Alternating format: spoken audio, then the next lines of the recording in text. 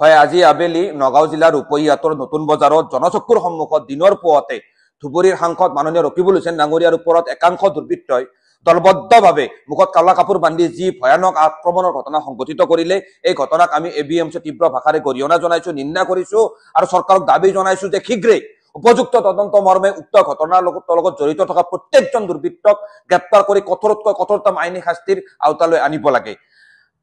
ধুবুৰীৰ সাংসদ ৰকিবুল হুছেইন ডাঙৰীয়াৰ ওপৰত হোৱা আক্ৰমণৰ যি ভিডিঅ' ইতিমধ্যে সামাজিক মাধ্যমৰ সংবাদ মাধ্যমৰ জৰিয়তে সমগ্ৰ অসমৰ ৰাইজে দেখিছে, এই ভিডিঅ'ই আচলতে সভ্য সমাজৰ গণতন্ত্ৰত বিশ্বাসী প্ৰত্যেকজন ব্যক্তিৰ মন মগজু জোকাৰি গৈছে যে কেনেকৈ এটা উন্মুক্ত দুৰ্বৃত্তৰ দলে মুকলিভাৱে এজন সাংসদক অসমৰ ৰাজপথত গুৰুলাগুৰুকৈ আৰক্ষীৰ সন্মুখত প্ৰহাৰ কৰিছে।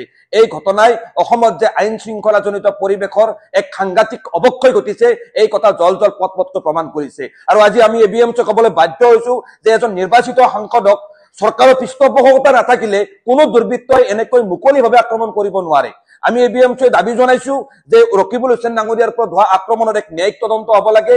ডক্টৰ হিমন্ত বিশ্ব শৰ্মা ডাঙৰীয়াই গৃহমন্ত্ৰীৰ উপযুক্ত দায়িত্ব পালন কৰি ৰাজধৰ্ম পালন কৰি উক্ত ঘটনাৰ লগত জড়িত থকা ব্যক্তিসকলক শীঘ্ৰে আইনৰ আওতালৈ আনিব লাগে।